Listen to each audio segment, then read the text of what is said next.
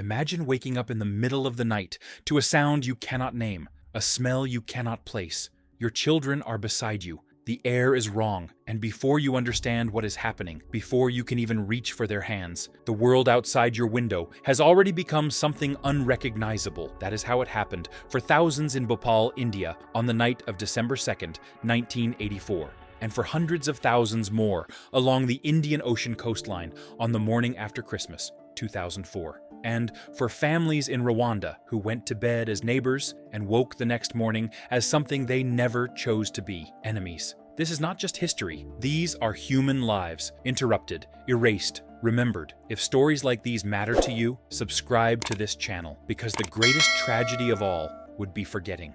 Before it had a name, the Black Death had a feeling, a fever, a swelling beneath the arm, pain that moved like fire through dry grass. By the time anyone understood what it was already everywhere. The plague arrived in Europe in 1347, carried by fleas on rats aboard merchant ships from Asia. Victims developed swollen, blackened lymph nodes. Internal bleeding followed. Death came within days.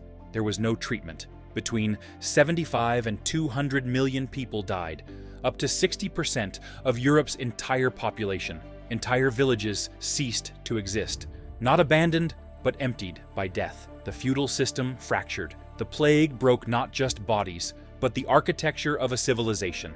And yet, from that wreckage, the Renaissance emerged, as if humanity, having seen its own fragility, reached desperately toward beauty. Some tragedies are born from nature. The Holocaust was born from a choice. It began with words, with laws, with the slow, deliberate removal of rights from people who had been neighbors, colleagues, friends. It ended in gas chambers, mass graves, and a silence so vast it has never been fully filled. 6 million Jewish people were systematically murdered by Nazi Germany during World War II. Extermination camps were constructed with industrial precision. Millions more Romani people, disabled individuals, homosexuals, political prisoners were swept into the same machinery of death. When Allied soldiers walked into the camps in 1945, they could not find words for what they saw. The Holocaust's legacy is a solemn pledge. Never forget, never again. A vow every generation must renew.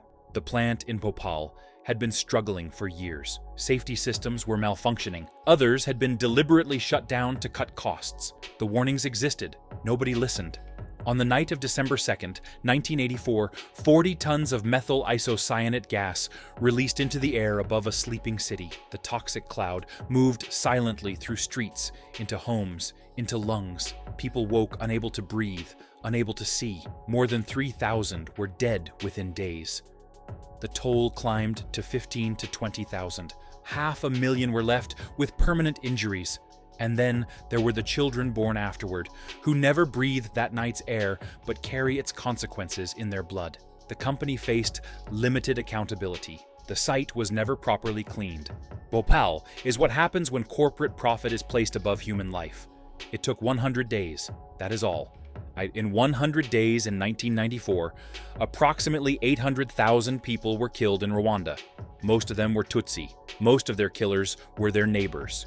The genocide was built over years through ethnic tension and radio broadcasts calling Tutsi people enemies to be eliminated.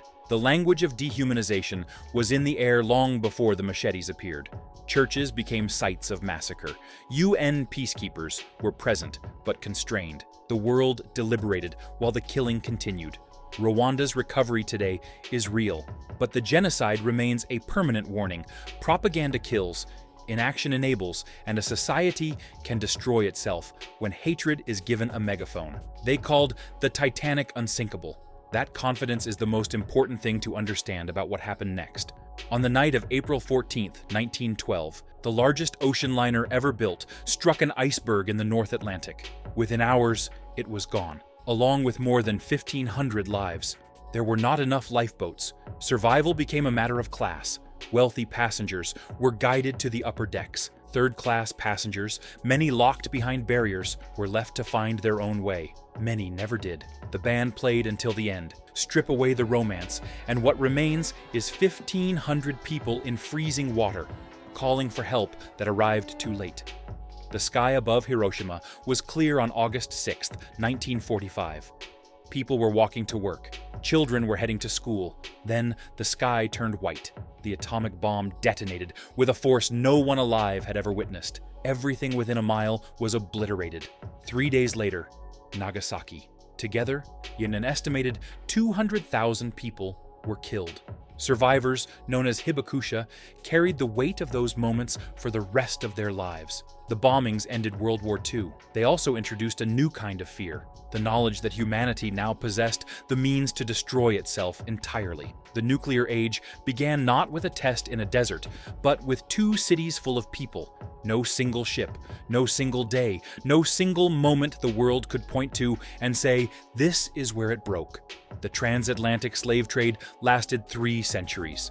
From the 16th to the 19th century, over 12 million Africans were forcibly taken from their homelands and shipped across the Atlantic. The Middle Passage was deliberate dehumanization. Men, women, and children chained in spaces too small to sit upright. Disease spreading through the holds. Those who survived arrived into a system designed to strip them of everything: name, language, family, identity. Generations were born into bondage. The slave trade was not an accident of history. It was a choice. And its legacy is a reminder that the consequences of such choices do not end when the practice does. Between 1845 and 1852, Ireland's primary food source failed. Again and again, the potato crops turned black. In a country where the rural poor survived almost entirely on potatoes, this was not inconvenience. It was a death sentence. Approximately 1 million people died. Another million fled on ships so disease-ridden they became known as coffin ships. British policies continued to allow food exports from Ireland, even as its people starved. The famine left a diaspora scattered across the globe, carrying grief like luggage they could never put down. Beginning in 1915, the Ottoman Empire systematically targeted its Armenian population. Men were executed. Women, children, and the elderly were forced on death marches across the Syrian desert with no food and no water. An estimated 1.5 million Armenians were killed. For decades, survivors fought simply to have this acknowledged. That fight became its own wound, the understanding that the world could witness catastrophe of this scale, and then, under political pressure, choose to look away. Erasure does not undo suffering. It adds to it. The morning of September 11th, 2001 was clear. A Tuesday. At 8:46 a.m., the world changed. 19 hijackers linked to Al-Qaeda seized 4 passenger planes. 2 hit the Twin Towers. One struck the Pentagon. The 4th crashed into a field in Pennsylvania, diverted by the courage of its passengers. Nearly 3,000 people died. In minutes. Wars in Afghanistan and Iraq followed, spanning decades and claiming hundreds of thousands more lives. Every September 11th, the names are read aloud at ground zero. It takes a long time, each one a whole life, interrupted on a clear Tuesday morning.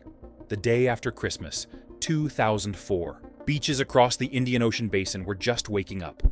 At 7:59 a.m., a 9.1 magnitude earthquake struck beneath the ocean floor. The seafloor shifted. With no warning system in place, the water came. Waves over 100 feet high struck 14 countries. Over 230,000 people died. Entire coastal communities were erased in minutes. Aid poured in from around the world. But grief of that depth, the knowledge that the water came without warning, that you survived when those beside you did not, cannot be addressed by any amount of aid. In 2014, Ebola swept through Guinea, Liberia, and Sierra Leone.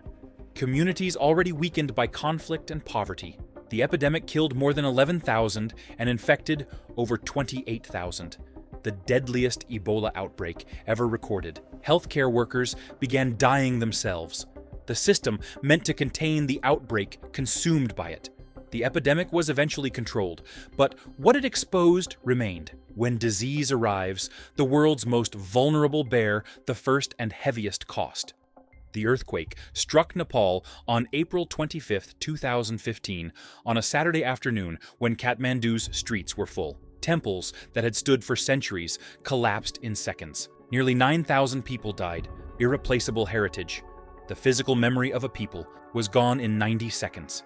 The resilience of the Nepali people in the aftermath was extraordinary, patient, dignified, determined. History is not a collection of distant events. It is a record of human lives, interrupted, destroyed, and sometimes, somehow, rebuilt. We remember not to wallow in suffering, but because forgetting is its own form of violence. The patterns that made these disasters possible, the hubris, the hatred, the negligence, the inequality, did not die with the events themselves. They persist. They wait. The only thing that stands between the past and the future is whether we are paying attention. If these stories moved you, share them. Subscribe to this channel. History told honestly is not a burden. It is a compass.